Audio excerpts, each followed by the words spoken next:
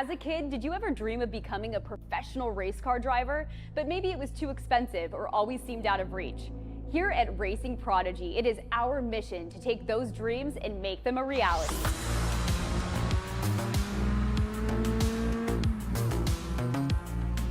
You too can be just like Jeff Gordon, Lewis Hamilton, Max Verstappen, some of the greatest drivers ever, and be a part of a world where real-life racing and motorsport opportunities are available to everyone. That world is now here. Here at Racing Prodigy, we provide real-world racing opportunities to those with grit and skill who may otherwise never be discovered. Thanks to esports competition, a new insight has been found. The skill set of virtual racing transfers to real race cars and tracks. Gamers and sim racers have proven that they can race real race cars against the professionals and win. It's now time for the world's first E2 Real Sports League, taking esports competitors to real-life racing competitions. Prodigy Racing League is here to offer aspiring real-world race car drivers the opportunity to compete across multiple gaming platforms to earn titles and coveted Prodigy passes. These golden tickets of motorsports allow you access to trips that are fully paid for you to train, learn, and even compete at Prodigy Week, our real-world racing academy held at Atlanta Motorsports Park in November. It is our goal and vision to draft the first class of racers from those who compete at Prodigy Week to fill the grid for our inaugural series to debut in 2024. We can only achieve our vision together, so join us today to test your skills, earn your spot at Prodigy Week, and enjoy the thrill of racing. Racing Prodigy, where dreams become a reality.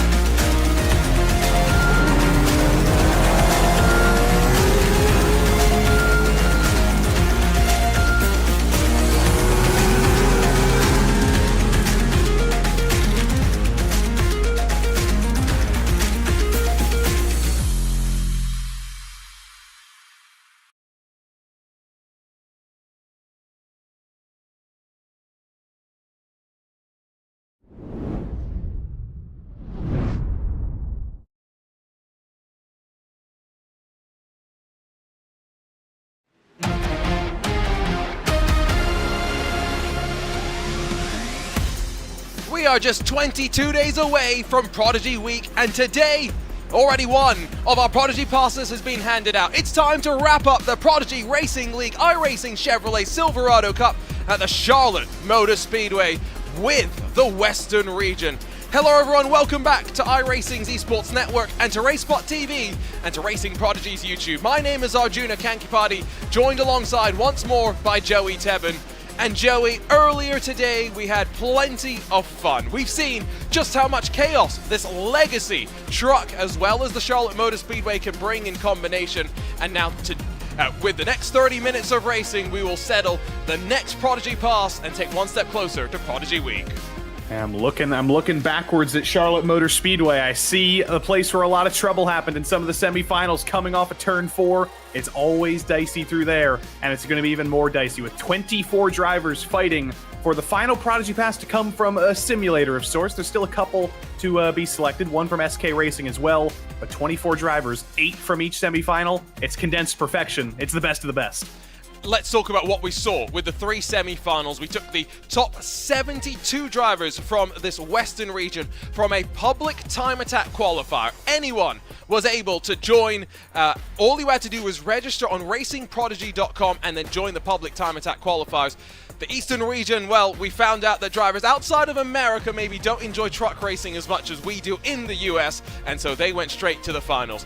8 drivers from each of 3 semi-finals are going to go racing in the finals, and each of the regions, not just a Prodigy pass on the line, but Joey, fantastic hardware courtesy of our friends at Asetek SimSport and SimLab and Grid Engineering.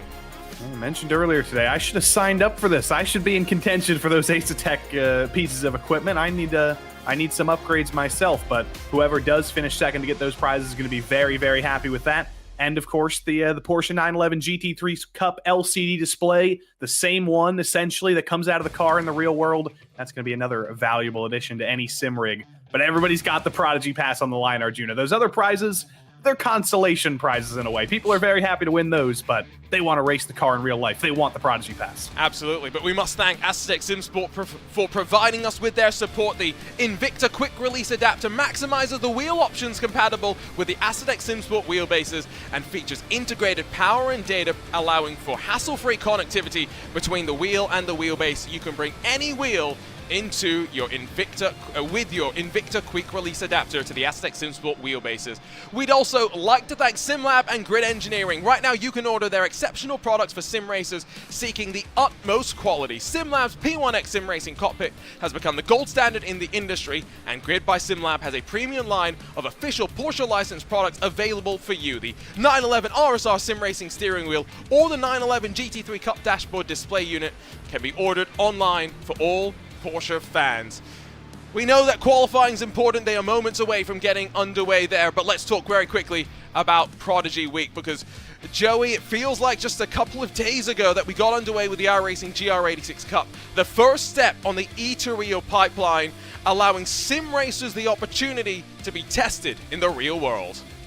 Only a few days ago we began, and only a few days from now, Prodigy Week begins, October 30th, right before Halloween. It's going to be an all-expense-paid trip to all 12 of our Prodigy Pass winners going to the Atlanta Motorsports Park to drive a radical SR1 race car. It's going to be more than that, though. It's not just going to be the driving on track. There's fitness preparations. There's media preparations. There's nutrition. There's everything you could possibly need to prepare to be a real racing driver.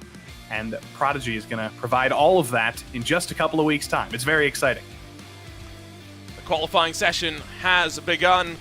All of Prodigy Week is all building up as well to the goal of potentially and hopefully a second Prodigy Week, more Prodigy Racing League tournaments. So make sure you are followed along on our Racing Prodigy channels. Subscribe to the Racing Prodigy YouTube channel if you're not already following us there, because that's where the next Prodigy Search Selection show will be.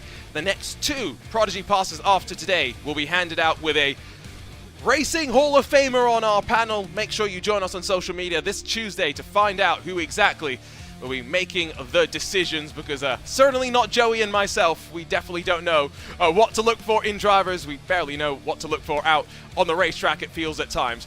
But Joey, qualifying here, going to be important, because staying out of trouble, I think, in a 30-minute race, knowing that a caution could come and change the game, is going to be so important.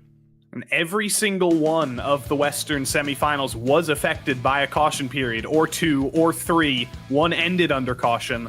So everybody is going to be thinking about that possibility. Everybody's going to be thinking about the possibility that we go green as well, though, because we've skimmed the cream off the top of the semifinals. These are all the best of the best.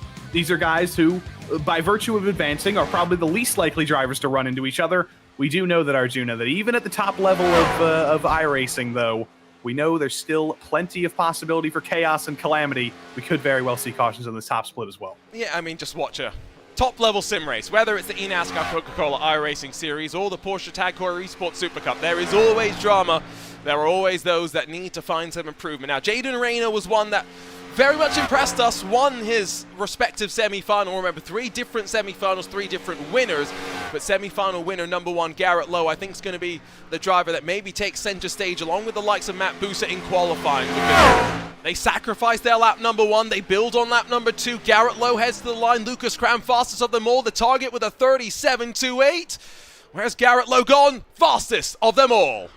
Garrett Low, more like Garrett High. No surprise to see him up at the top of the table, but here's who I believe is going to be his main rival, Matt Busa, his competitor in the eNASCAR Coca-Cola iRacing Series. As I say that, Brandon Hawken goes up to the top by 1,000th, but Matt Busa's on his fast lap right now. He spent the first lap riding high, building up speed. This is the money lap. This is Matt Busa on the clock. Brandon Hawken has been busy. He was just competing in the Ferrari Esports Series. Now back to the ovals, 1,000th at the front, and Matt Busa with a 7.24's 5,000ths off, but only good enough for the inside of row number 3.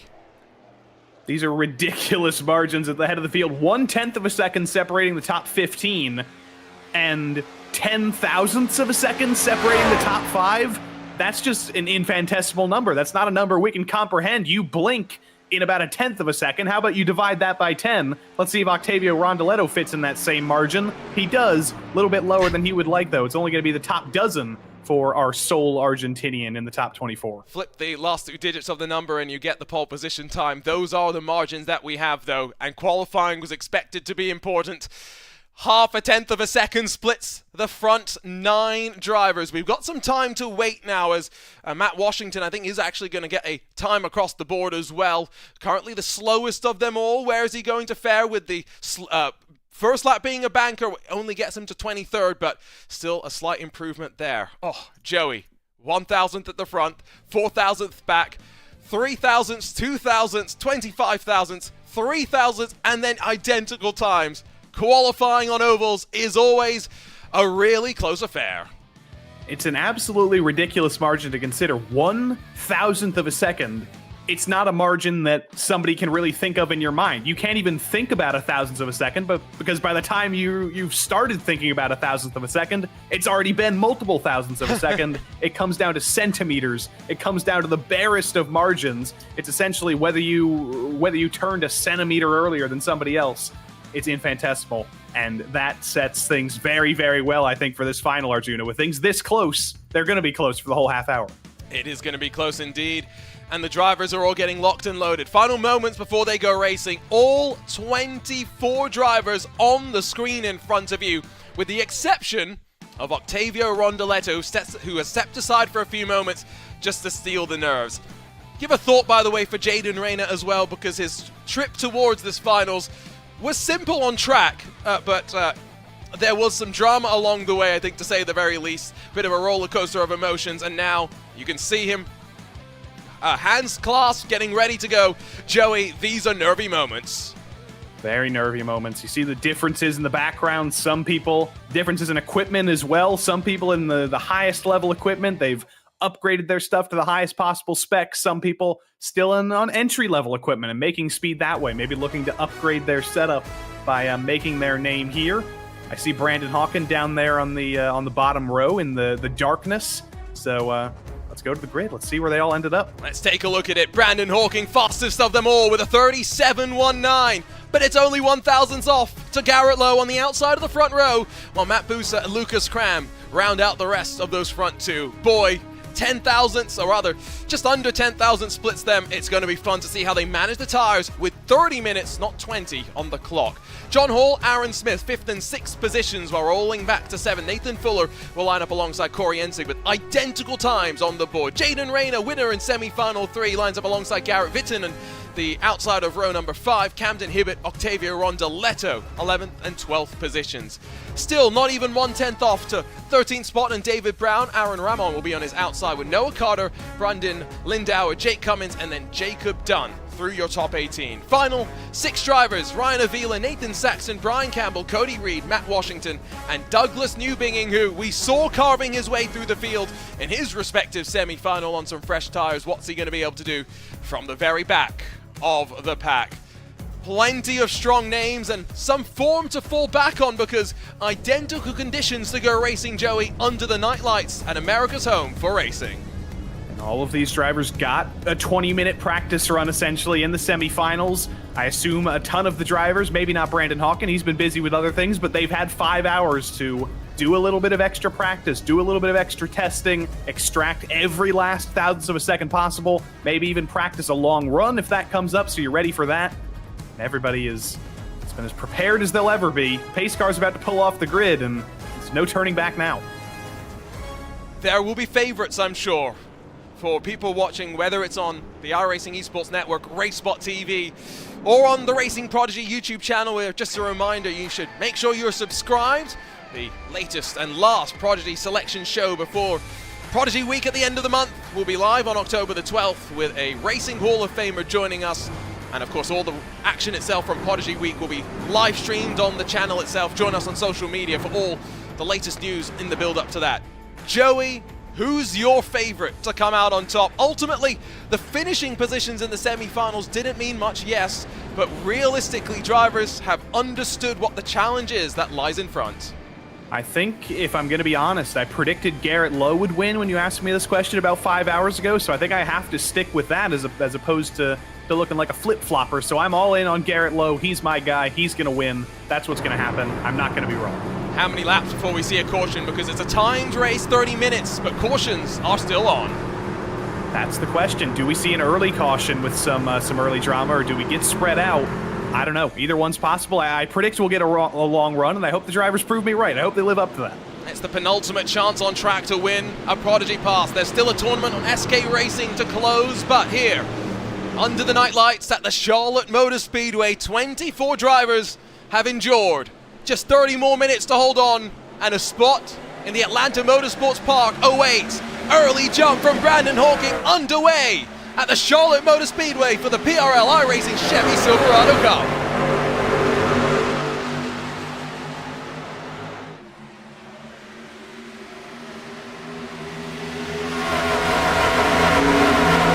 Thundering down the back straightaway, it's single file for the time being. 30 minutes sounds like a lot. Drivers further back have got to work their way forward. Drivers at the front, Joey, need to mind the tires.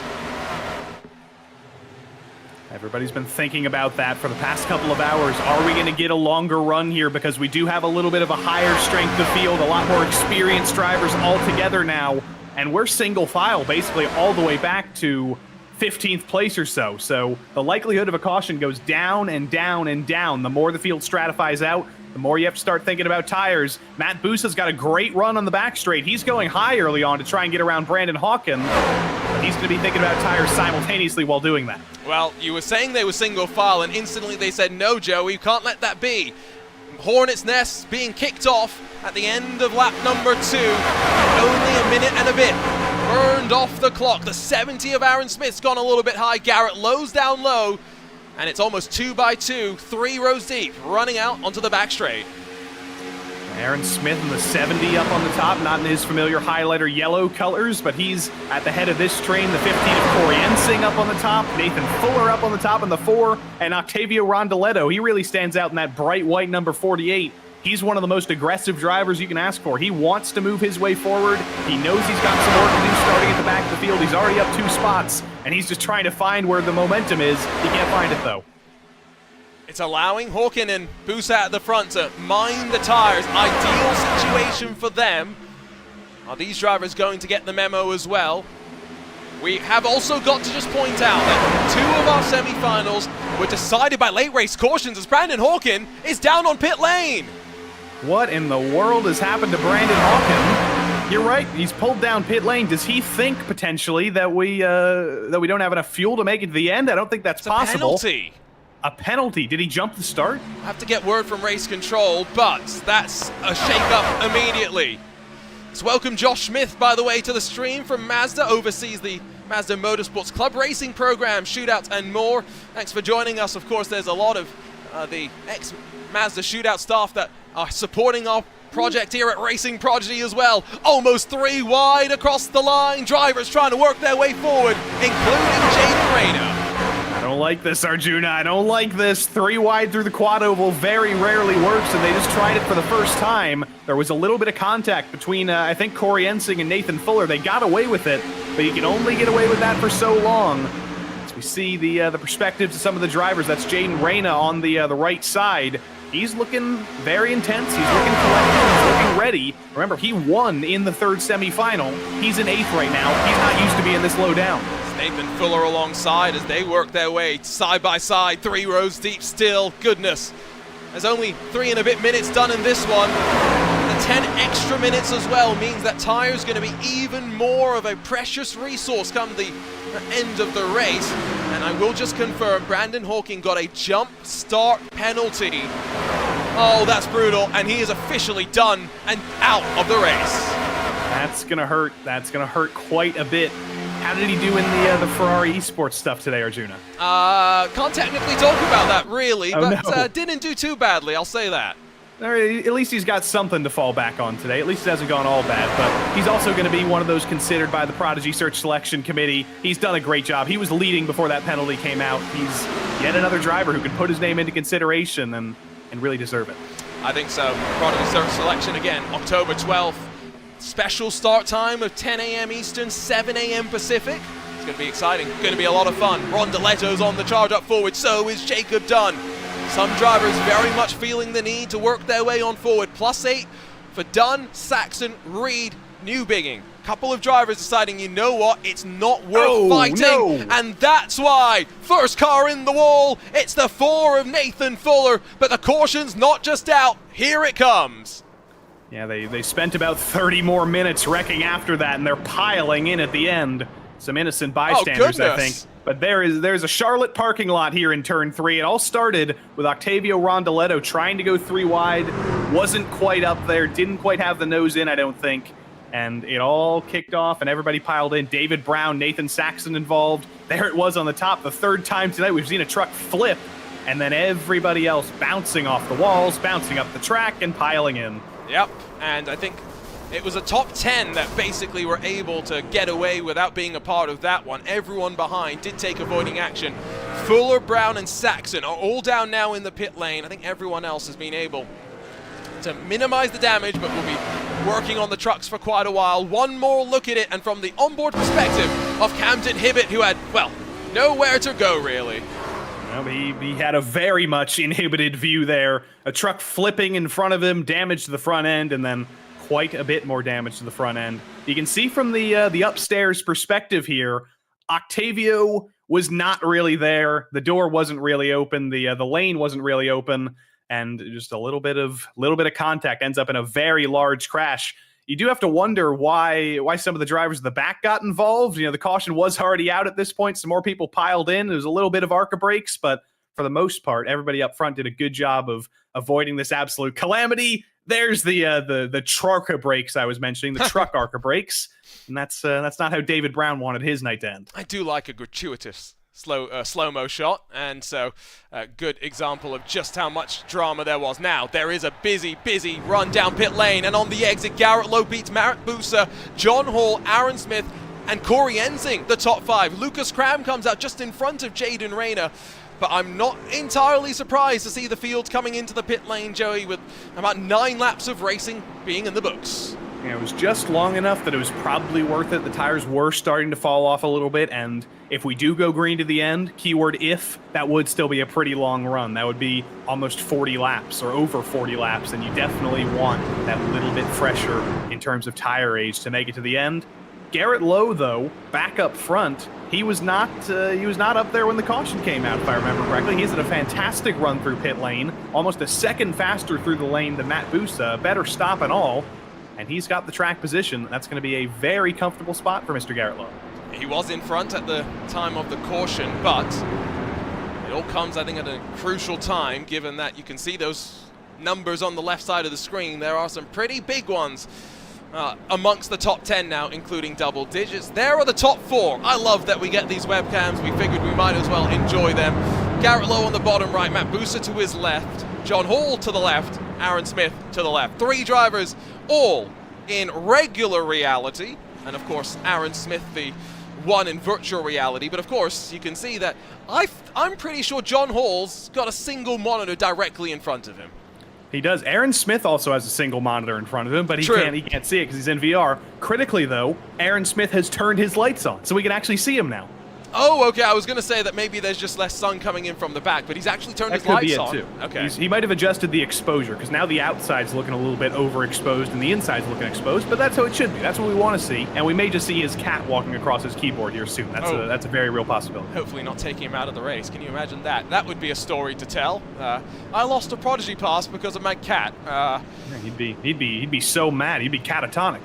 I set you up. I set you up. Anyway, I was rolling through the words with cat in them. I ran out. I apologize to the viewers for Joey. There's only so much we can do. Now, everyone was down in the lane. I'm pretty sure only about 12 cars didn't come in for some sort of damage repairs. There are cars out there still with damage circulating. Cummings, Reed, Rondaletto, Hibbett, Carter. Drivers retired. Fuller, Newbigging, Brown, Saxon, and Hawkins. So that's 5 retirements of the 24.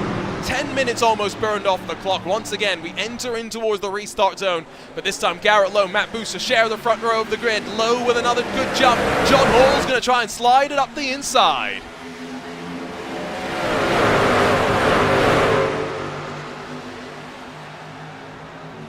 John Hall's clear of Matt Busa as well. Corey Ensing's almost clear of Aaron Smith. Inside seems to be the place to restart this race, but Garrett Lowe with a good jump at the front. John Hall, the Massachusetts Maritime Academy graduate, very recent graduate, junior cadet, racing in 3rd place right now. Falls in line behind Matt Busa. He had a great restart, had the top, but couldn't quite make it work. Corey Ensing's trying to join the fray as well. Aaron Smith getting aggressive. It all looks a little bit separated for the moment, but everybody's able to close it down. Busa's going to close back up to Garrett Lowe. We're going to see a similar cloud of cars that we saw in the previous run, and we already do see it for 3rd. Let's not forget that we had to re-qualify before this race. In previous Prodigy Racing League tournaments, the results of the semi-finals helped to set the grid for the finals itself. Drivers like Lucas Cram, victorious in semi-finals, still having to fight their way on forward, currently sat in 7th. It's a nervy sight in front when so many trucks are swarming on top of one another. Winner of semifinal 1, Lucas Cram, by the way, so he's in good company. He's got his fellow winner Jaden Reyna almost directly ahead of him now, and he's in a good position right now. He's got the cloud of cars ahead of him, the cloud of trucks ahead of him, I should say, that are fighting very, very hard. He can ride in line for at least a moment while they are side by side, know that there's a wall in front of him that he can't really break through, and maybe save a little bit for later on in the run if we do get that long green flag run. You can see Brian Campbell as well on the camera as John Hall gets past. Plenty of drivers working the wheel, but at the same time trying to minimize how much input is going on. We were talking about this in the semi-final. Some oval drivers going back to the early days of the eNASCAR Coca-Cola iRacing series used to run without force feedback. Still blows my mind. It's driving a car without feeling. It doesn't really make sense to us mere mortals, but if it gives you an extra couple of thousandths of a second, that's what the pros have to do. That's what a lot of drivers in this field know all about, doing whatever you can to find the extra 100th or 1000th that gets you into a qualifying position or gets you one spot ahead of the best in the world. Very high off turn 3, off turn 2 there. I think it was Aaron Ramon. He's got a big donut on the side of that truck as well. That's not going to help him very much. Damage plus hot tires from going up high, that all adds up pretty quick to bad driving. Or bad experiences, I should say. I love seeing these static shots because you really get a sense of speed as these drivers hustle their way around. Corey Ensing bullied out of 3rd spot, to be fair. Jaden Reyna peeled him off the low line and shoved him up high with pressure. Slowly he's been climbing his way on forward. Jaden Reyna has a +6 next to his name, is only 2 spots away from the very top spot. And again, just a reminder, Matt Busa, Garrett Lowe, the only 2 World Championship drivers, both have iRatings, the relative scale of official performance on iRating, of over 7,000. Jaden Reyna, in comparison, has under 2,000. But iRating is never a measure of true speed and true potential. It isn't, and we haven't really seen Jaden Reyna make a big run at the top level of oval racing on iRacing. He has some experience in sort of go-kart level stuff in the real world. He's driven legend cars, he's driven dirt go-karts, but he's never made a run at pro racing. He's never made a run at pro iRacing either, and he's got to the inside of one of the very best in the world, Matt Busa. He's making the move early. He's clear for 2nd. He could have the lead before we know it if he can get by Garrett Lowe. The question will be, if he can get that lead, has he been pushing a little bit too hard too early? And is it going to be the trade-off of him falling off later on and getting swallowed back up by Lowe and Busa? Now, we haven't had a photo finish just yet in the Prodigy Racing League tournaments. However, I feel like we're on for one, potentially, hopefully. Knock on wood, no safety cars, caution periods towards the end of the race. It's going to be great to be able to see the reaction of all drivers as they get towards the line. a couple of them do have that real-world experience. We were kind of chatting about Garrett Lowe, has been doing some Legends Cars racing, won a National Road Course Championship in those machines. And Matt Busa's been doing some time attacks at Chicago, courtesy of some of the sim supporters. Also on this ethereal pipeline, much like Racing Prodigy. Up towards the front right now, they're not fighting. It's drivers further back, trying to claw their way on forward, almost halfway through the 30-minute final. Jacob Dunn, Brian Campbell, Ryan Avila, all under a blanket for the last couple spots in the top 10.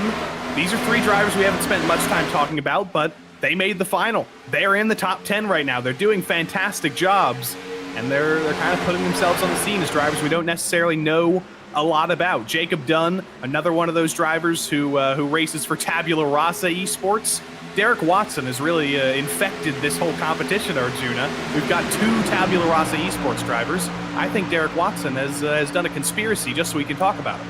You can see Jacob Dunn flying the Alabama flag bottom right, Brian Campbell, in the middle, and then Ryan Avila with the blurred background. There's always got to be one in a PRL competition here on RaceBot TV. There's a lot of sawing back and forth there from Brian Campbell, though. That 51 maybe not handling the way he wants, but everyone's truck is the same truck, not just in terms of physics, not just in terms of simulated parts, but in terms of the setups themselves as well. They have identical machines. It's all down to the drivers, how they save the tires, how they run the track. Jaden Rayner's putting the pressure up towards the front. This is exactly what we want from a competition designed to pick the best possible drivers to send them to Prodigy Week. You don't want the equipment to determine anything. You don't want the setups to determine anything. You want it to be all down to the drivers, and we're seeing a battle that's all down to the drivers right now. See Jaden Rayner on the left, locked in the zone, right behind Garrett Lowe. And you see Garrett Lowe, does he look concerned about the driver charging behind him? No, not at all. He looked totally unreactive, because he knows that Jaden Rayner is pushing right now. He knows that at this pace, those tires are going to fall off quicker than his if everything works out. He knows about the long run. He knows there's still 28-plus laps to go. I don't think he's too worried right now. Sim Racer lean going on there for Jaden Rayner as well. I wonder what Charles-Etienne Boucher thinks about that one. We'll have to find out on Tuesday nights here on RaceBot TV. At this point, though, halfway through, 25 laps now complete. I'm pretty confident it's going to be settled between those up towards the front, barring any big issues. I'd go even further to say, at least at this point right now, Garrett Lowe and Jaden Rayner look like they're the very best. Lucas Cram and Corey Ensing, though, battling into turn number 3. They're trying their best to bring out another caution. Lucas Cram kind of cramming himself in there. Corey Ensing not leaving him the most room in the world. They're coming together again through the quad oval. 13 minutes to go. We would get a restart and a pretty decently long run at the end. But I really hope these two don't bring out the caution, and I think they both agree. They're in good spots right now, 4th and 5th. Aaron Smith and John Hall behind are about to make this a lot more dicey than it already was. So let's throw them all onto the screen and watch them run their way down in through turn number 3. 2 drivers in virtual reality, flanked by 2 drivers in reality. It's the 03 and the 70, Hall and Smith, that are side by side. Cram's been able to work on forward to 4th. Now's got the charge to try and close back up to Matt Busa, who's 3/10 off the back of Jaden Rayner, but potentially just saving tires right now if we do go green from here. Look at Matt Busa running up high, trying something different. Matt Busa's up high. Look at Aaron Smith up high as well. Aaron Smith, another very experienced driver on iRacing. You see him in just about every league there is to offer. You see him in UFL, you see him in Moon Car. If there is a car being driven on the ovals, Aaron Smith is going to want to be participating in it. And he wants to chase down Matt Busa, who's also trying to copy him, or he is the person Aaron Smith is copying. Riding a little bit higher, moving his line up, finding some clean air, maybe using those tires that he saved over the past couple of minutes, and trying to chase down Jaden Rayner, who does seem to be losing touch with Garrett Lowe and falling off a little bit. Did he go too hard, too early? Is that the issue now after the drivers did, of course, come in for a pit stop about 18 laps or so ago? Look at focus on the face of Matt Busa as he tries to now run that higher line. Has been competing in the eNASCAR Coca-Cola iRacing Series now for a full decade. Goes back to 2013. That is crazy. And of course, we've seen him advance as far as the final round of the Mazda Road to 24 Challenge going back in the day as well, competing in the VRS GT Racing World Championship, the iRacing Rallycross World Championship. But ultimately, some of those different disciplines won't help him out too much. The high line's working a treat right now. I wonder how Matt Busa feels about what Luke Blewett said in our Eastern semifinal, that he's been iRacing since he was 6 years old. Matt Busa's been racing for longer than that. It's almost double.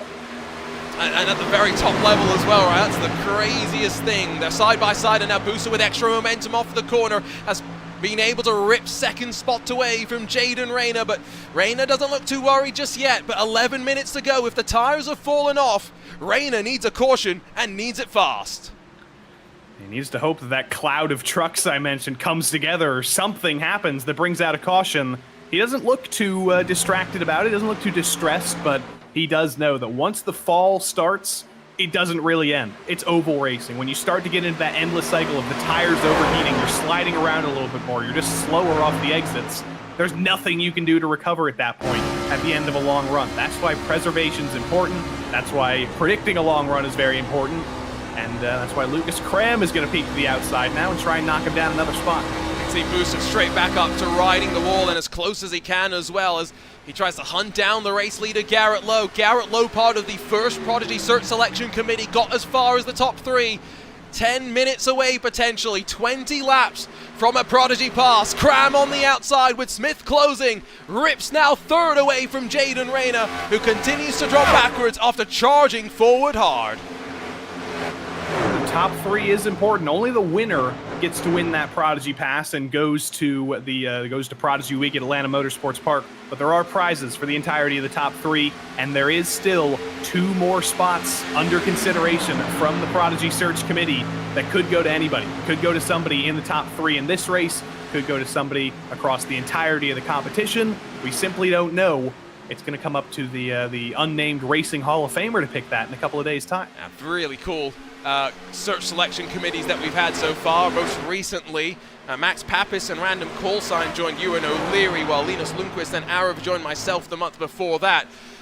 How do you top that? Well, you'll have to join us to find out. Not just fighting at the front, by the way. I just want to pay attention to this. As much as there are so many things to focus on about Prodigy Week and the stories there, like Joey mentioned, drivers outside of the top battle still are presenting their case to the selection committee, and through performances like this. Battle for 7th has dropped back from the leading pack, but Brian Campbell, Ryan Avila, Garrett Vitton, and Jacob Dunn, along with Carter Ensing and more, still battling as though they're at the very front. You can feel the hype rising. There's already enough hype for the selection committee show. There's enough hype here today. I don't know if I'm going to be able to survive more hype. So I'm going to set your expectations too high, Arjuna. I'm going to say the Racing Hall of Famer is going to be the best of all time. It's going to be Jim Clark. I thought you were going to say Lightning McQueen. Oh, that would be good too. Jim Clark and Lightning McQueen. Let's organize that. That is the ideal combination that you Robin could have. Miller, we know how much he loves sim racing. Yeah, not bad either. I still think Lightning McQueen, Casey Kerwin would very much enjoy that one. Up towards the front, speaking of Casey Kerwin, eNASCAR Coca-Cola iRacing Series competitors breaking away. Lucas Cram has gotten past Jaden Rayner, yes, but last time by, lost about a 100th of a second to Lowe at the very front. Busa's committed, Busa's running that high line, but running out of laps. It's maybe 16 last time by, with 3/10 to close. He is closing, but is he closing fast enough is the question. You can get stuck in a bubble in this kind of racing, especially later on in the run as the tires start to wear.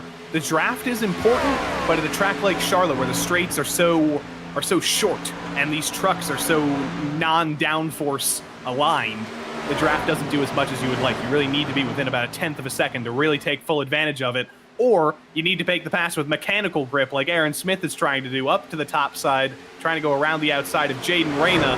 Unfortunately, the reign of Rayner seems to be coming to an end. Smith is going to be clear off of turn 4, and John Hall is going to join the fray to kick Jaden Rayner down even further. And why are we looking at all of these different battles? Well, because, as we found out with the Eastern Final and some of our semi-finals here in the Western region, late race cautions change everything. We're almost at the point of no return. About 5 minutes or so, that's when we think a caution ends the race. 7 minutes left on the clock.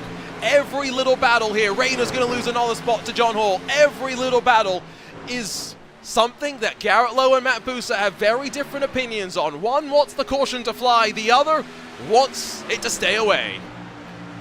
I think both of them would be happy if it stays the way it is, because Matt Busa has been able to use the top. He's definitely got a little bit of tire life left underneath that truck, maybe a little bit more than Garrett Lowe. The question is, can he really use it? He tried to go a little bit road course style there. He tried to run it high early on, send the switchback down the hill into turn 2.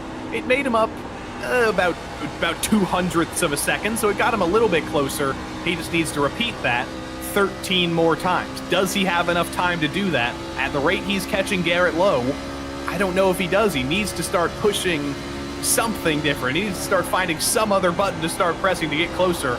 Because right now, he might be able to catch Garrett Lowe. He might have a much harder time of actually passing him. I mean, you got to give him credit, right? He's trying. He's doing something different. He was the first, really, to migrate up high. And now goes down low, realizes it's time to push. Within 0.2 of a second and closing in the draft. Within 6 minutes, Matt Busa's decided it's time to push up the tempo. One more Prodigy pass to be won here on iRacing. And is it any surprise in the very first Oval tournament, it's two of the very best to have ever done it. Garrett Lowe still leads, but with Matt Busa once again searching up high. Now he is pushing forward a little bit more. He's realized over the past couple of laps of learning that running the top in 1 and 2 is where he wants to be. Running the bottom in 3 and 4 is where he wants to be. He's used that to his advantage. He's used that to close down just a little bit. But again, you can see the gap stagnating a little bit at about 0.2 of a second. He gets closer. He gets within 0.2, and then he falls back a little bit. He hits the bubble. He needs to find a way to break that bubble, maybe get the best run possible, trick Garrett Lowe into a mistake possibly, a bobble to get to the inside, and then the rest will be history. But again, he loses about 1/10 off of turn 2. It's rubber banding is the word I think I should use there. It's frustrating for Matt Busa. It's going to be frustrating these next couple of laps. He's going to have to push it, and maybe part of my look back on the race, Matt Busa maybe fought Jaden Rayna a little bit harder and tried to keep closer to Garrett Lowe. Would he have left himself with a little less work to do? Still committed up high. Just over 4 minutes left to run on the clock. We've seen about 1.7 seconds of fall off. We are truly beyond the point of no return. A caution would hand Garrett Lowe a ticket to the Atlanta Motorsports Park in 22 days' time. Busa's changed things up again. He's riding up high through 3 and 4 this time. Has not worked out for him. His change of strategy was a valiant effort. He needed to do something to change it up through there. Didn't work for him. Lost even more time. Lucas Cram was really hoping, and is still hoping, that Matt Busa can catch Garrett Lowe against all odds and run side by side, slow each other down. Because for now, you can see the stratification. The drivers have really separated themselves in terms of tire-saving skill. There's huge gaps. It's unlikely to see a caution because of that, and it is very demonstrative of the best in terms of tire saving. They've been able to put themselves out front and stay there. Love this shot from up above that illustrates that separation Joey's talking about. It's only really Ryan Avila and Noah Carter that are duking it out, and that is for 8th and 9th position. Inside of the top 5, the gaps outside of Busa and Lowe, all above a full half a second, and even Garrett Lowe's been able to re-establish a separation of just over 0.3. It closes once more as Busa tries to work down low, heading to the line. 2.5 minutes left on the clock. That means we've probably run ourselves into the final 5 laps of the tournament. Final 5 or 6 laps, depending on how things shake out. It's going to come down to a matter of seconds. Busa was able to bring that gap down by about 1/10 of a second. But the last lap, it stratified out again. He was only 17 thousandths of a second faster than Garrett Lowe. He needs to be quicker than that. He needs to hope that Garrett Lowe falls off a cliff and loses even more. Through 3 and 4 this time, it did look like it was a mediocre entry for Garrett Lowe, but off of 4, he's picked up a momentum again. He was slow in, fast out, and it's fallen off yet again. 0.4 of a second separate the two of them. Lowe needs to make a mistake if anybody else is going to win this thing. Could this be the deciding factor, though? 3 battling for 1 spot. It's Noah Carter, Ryan Avila, Brendan Lindauer. 8th, 9th, and 10th positions. 3 laps to go at the line, going 3 wide down the back straightaway. The bright orange truck, the 20 of Lindauer, goes below the apron. Smoke as Avila rises up into the wall, but they all keep it pointing straight. Green still flies. Green still flies. That was scary, though. We saw multiple cautions come out in the semifinals from drivers who did run below the apron and ended up a little bit high. These guys are the cream of the crop, though, so well saved by Bryden Lindauer. It's a shame that Tony Stewart-style orange number 20 isn't going to be in consideration for the prizes, but a top 10 for Bryden. He's going to be happy with that. Look at these two up front, Arjuna, though. Should we be surprised that these are the two that have elevated themselves over the rest of the field? I don't think so. I think the only thing that we should be surprised about is the fact that the champion of the eNASCAR Coca-Cola iRacing Series, Stephen Wilson, who did qualify, didn't end up showing up, unfortunately, and so didn't make it even more interesting. But your eyes do not deceive you, folks. Matt Busa's dropping back into the clutches of Lucas Cram. We're going to take the white flag this time by. Garrett Lowe's got one more lap to hold on. If you look at the results of the eNASCAR Coca-Cola iRacing Series race at Charlotte this year, Matt Busa actually finished 3rd, so he is no spring chicken. He's no slouch at Charlotte, but even he cannot keep up with Garrett Lowe in this old scan of the truck. The white flag flies. Barney the flagman sees the remaining 20 trucks scampering around this Charlotte Motor Speedway. Garrett Lowe has been part of our Racing Prodigy journey since the start. Was at the first selection show, made it into the top 3, just missed out on a Prodigy pass. Maybe it's fitting that he will win on track the final ticket to the Atlanta Motorsports Park. It's Garrett Lowe that comes out of the final corner to win the Prodigy Racing League iRacing Chevrolet Silverado Cup at the Charlotte Motor Speedway, and he's going to the Atlanta Motorsports Park, but you wouldn't tell by the reaction on his face. Garrett Lowe, just another day in the office. I'm watching his face. I'm waiting for the explosion. I'm waiting for the yes. I'm waiting for the fist pump. I'm waiting for anything. Give it to us, Garrett. Come on, this is an all-time Garrett high for Garrett Lowe, and it looks like he just got called by the dentist. He's got to get a tooth pulled, but he's happy. You know he's happy on the inside. We know that the jubilation will set on in. We'll grab a word with Garrett Lowe, who does have a small smile on his face, and I tell you what, driver that won 2 races in the eNASCAR Coca-Cola iRacing Series in 2023, fought at the NASCAR Hall of Fame for a championship in the top 4, burns it down in victory lane, and you know he does it in style. Oh, we've had some fun in the first oval tournament of the Prodigy Racing League, Joey. I think my only request is, can we do it again and do it soon? I can only hope. This is the final tournament, or it's not the final tournament. There is one more on SK Racing, but it's the final tournament we get to broadcast, and we still don't see much emotion from Garrett Lowe, but I think I figured it out, Arjuna. Garrett Lowe is one with the car. He's a little bit like Lightning McQueen. He's showing his emotion. He's showing his emotions through the truck. That's what he's doing. Yeah, you'll go off for the victory lap as well, and we will grab a word with our race winner in a few moments' time and talk to him about the emotions, and hopefully there are some. Garrett Lowe 1.2 seconds clear of Matt Busa at the end, and the winner of the Western region in the Prodigy Racing League iRacing Chevy Silverado Cup. Second for Busa will be a little frustrating. He dropped back after the charge on tires, almost into the clutches of Lucas Cram, but a valiant effort from Chicago's own. Cram will be delighted with 3rd after winning his semi-final and having to fight his way up, back up into 3rd spot. John Hall, Aaron Smith, Brian Campbell, Noah Carter, Brendan Lindauer, and then Jaden Rayner and Ryan Avila make up the rest of your top 10. In 11th spot, and as we start to work our way into those that experience some trouble, Garrett Vitton did experience trouble and had plenty of damage repairs, but was able to recover to 11th in front of Jacob Dunn and Corey Enzing, who dropped down to 13th in the closing stages with Aaron Ramon, Camden Hibbert, and then Jake Cummins, Cody Reed, Octavio Rondoletto, and Matt Washington, the final car scored on the leading lap.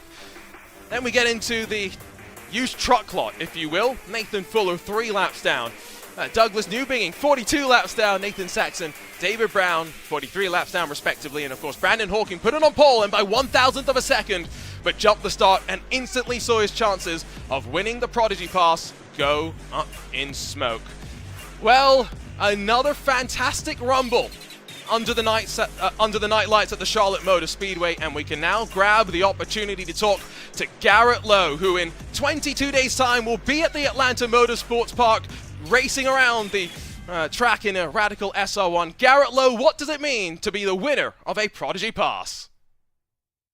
Well, it's a great feeling. I came up a little bit short there in the Prodigy search probably 2 or 3 weeks ago, and I knew that if I won a spot, I was going to have to try a little bit harder and do a little bit better. And I had this opportunity this time to go through this tournament and be able to go through win the semifinal and then hold off Matt. Huge respect to Matt. The dude's one of the best on the old tire model, and he was absolutely flying. I was convinced I was going to have to go search on the fence there, coming about 10 to go. But yeah, just honor for sure, and just grateful to have the opportunity. Glad that you didn't have to do a Ross Chastain style of move at the end. Let's talk about when Matt Buser started to go up high. Were you a little bit worried? Did you contemplate trying to follow him and do something different to what everyone else was doing? I was contemplating it. I just wasn't sure. I was wanting to stay committed to the bottom, but I kept seeing that every once in a while. I'd see, a chunk taken out here and then chunk there, and I was like, okay, maybe I need to look at it. And then the lap I was going to go to the top, he made a big, not really moment. It was just enough that I could see I needed to stay on the bottom. So I kept it on the bottom, and it held off. Most people will know you as an oval racer, but as I was mentioning on the broadcast, you've been doing some road course racing in the Legends car in the real world as well. What do you think your skill set will bring to the Atlanta Motorsports Park, to Prodigy Week, that maybe some of the other competitors without the oval background will bring? Yeah, it'll be definitely interesting to see the different backgrounds. I'm sure everyone's pretty much coming from a different form of motorsports and getting into racing. So definitely be really interesting to see how that all works out. I know I'm a little bit more of considered an oval guy, but I definitely do have a lot of road course experience in Legend Car and then now in the late model short track scene as well. Congratulations, Garrett Lowe, the winner of a Prodigy Pass. We'll see you at the Atlanta Motorsports Park at the end of the month. Awesome. Thanks, guys. Really appreciate everyone's support, everyone that put this on, SimLab, Azatec, Sim Sports, and Grid. All these guys, really appreciate this. This is an incredible opportunity for everybody. The eNASCAR Coca-Cola Series drivers always know how to make sure they thank their sponsors, and Garrett Lowe may not have shown too much emotion, but you know how much it means to him, and we'll see the very best of Garrett come Prodigy Week in just a couple of weeks' time. And of course, well, he talked about just how cool it was for him to be able to race against Matt Buser, someone that he's competed against many a time. But Matt, unfortunately, just coming up short here today against Garrett. What more did you need to be able to close that margin? Probably just a better pit crew, some better luck on that pit stop when he entered as the leader and then came to a stop in my box about a second plus ahead of Garrett, but he was done at the stop before my crew even finished, so I think a better pit crew is really all I needed. I don't think he would have got around me if we had the run to finish there when he swapped spots on the restart. Of course, your chance to be a part of the first Prodigy Week is not over. Of course, the next Prodigy Search Selection Committee convenes this coming week. For people will know your journey in eNASCAR, the decade plus of competition there. But talk to us about the other side of Matt Buser that maybe we don't see so much of. The part of you that's been venturing out and doing some time attacks in your local Chicago region. Yeah, so I've doing my only real road experience has been the Skip Arbor Racing School, and I won that through iRacing. But yeah, otherwise I go to this place called Sim Racing Chicago a lot. That's a really nice sim racing facility here in the Chicagoland area. I've done that quite a bit in the past month, and yeah, there's been some time attack competitions in iRacing throughout the years, like Mazda Hot Lap challenges and the Skip Arbor one, like I mentioned. So I've been doing those and always trying to find a way to get a ride in the real road, but unfortunately money and other things are some barriers to entry. Well, you always show your best. Congratulations, Matt, on a great run today, and we'll hopefully see you a lot more in Racing Prodigy tournaments moving forward. Thank you. Matt Buser joins us second on the track, and we'll make one final stop on the podium. Lucas Cram victorious in a semi-final, standing by with Joey Tebben. Lucas Cram came home in third after the longest green flag run we've seen all day. Wasn't quite enough to win the Prodigy Pass, but how good did it feel to be catching a Coke Series driver on a tire run at the end there? Yeah, it was good. Obviously, third place is awesome, and I'm so thankful for the opportunity from Racing Prodigy. It definitely, the start there, I think Brandon kind of accidentally jumped it. He was trying to time it and accidentally jumped it, and unfortunately, I feel like it kind of hurt Garrett and I because, he wasn't anticipating it, so I had to check up for him, and I kind of got shuffled back to like 6th or 7th there, and just try to work my way back up from there. And, from the position I was in on that long green flag run, I was definitely hoping we would get one. I was kind of backing off the start there to kind of save my right front tire and just try to paint the blue line the best I could. And I feel like it definitely paid off. And I drove back up to third, and for a minute I was kind of like hand with him, and then I started to catch him, and then I fell off, and at the end there I ran down Matt. But yeah, overall just gave my best effort, and that's all we had. There are 2 spots available, though, from the Prodigy Search Committee. We know down in Mooresville, North Carolina, you're working odd jobs as a valet, working in race shops to try and make that racing career happen. Stake your claim. Why you think you should be chosen for one of those final 2 spots? Yeah, I mean, first off, that'd be a huge honor if that came to fruition. You know, like I said, racing's always been a dream of mine. From the moment I could open my eyes, I was tuned into racing, and it's just something I've always loved. And you know, valet, I get to drive cars on a daily basis, but it's obviously not racing. And I would love to have the opportunity. The couple late model races I've done recently have been huge for me. Some of the best experiences of my life, and you know, I give 110% as much as I can, and you know, even in sim races like this, I just give it my all. And you know, it's always what I've wanted and dreamed of, and I'm gonna continue to work towards until the day I die. So like I said, it'd be a huge honor for sure if something like that came to fruition. Lucas Cram, half person, half car. Congrats on third. We'll see you soon. Appreciate it, guys. Have a good one. Lucas Cram not only coming home with 3rd place, Arjuna, but he's also going home with the Grid Engineering Porsche 911 GT3 Cup dashboard display unit. He's going to have some beautiful LCD colors to add to his sim rig. Yeah, and of course Matt Busso wins the Aztec Forte direct drive wheelbase and the quick release adapter kit as well. So not walking away empty-handed, but still, I'm sure, a little bit frustrated. Joey, I mean, we've had a lot of fun with these Prodigy Racing League tournaments, and it's pretty crazy to think that we're only a few weeks away from the Prodigy Week.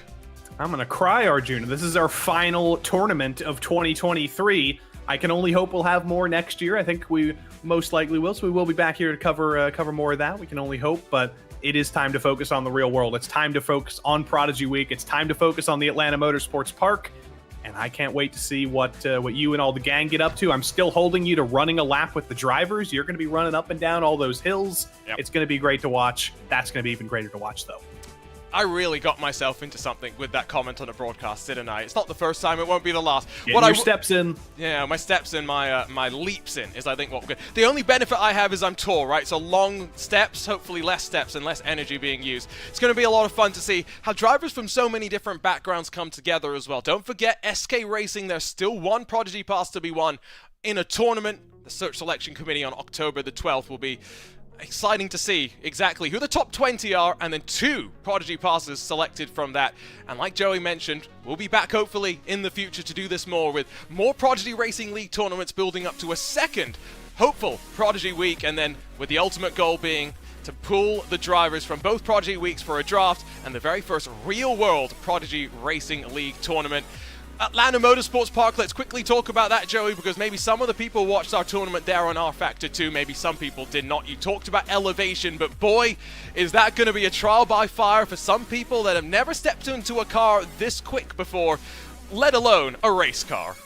Hey, you may want to stop by the Coca-Cola Museum on your drive there, get stocked up with some beverages, maybe get some caffeine because you're going to need it. It's a roller coaster of a road course designed by Herman Tilke, who we know from some of the finest Formula One tracks in the world, Bahrain, Shanghai, you name it. This was kind of his passion project in the forests of Georgia. It's got elevation change. Every corner is different. It feels like you're falling off a cliff in some corners. It's going to be the ultimate test of physical fitness and driver skill, and I can't wait to see how everybody handles it in the real world. And you can follow the journey, of course, on Racing Prodigy's YouTube channel, and make sure that you check out social media, because there'll be plenty of content coming on the journey into, through, and after Prodigy Week, including, unfortunately, the Arjuna Kanki Party run around the Atlanta Motorsports Park. Boy, that's going to be a fun watch for some, a painful experience for myself. We'll see you next time, though, on our journey through the Ethereal pipeline. We've already handed out 9 Prodigy passes, 3 more still to come. 2, of course,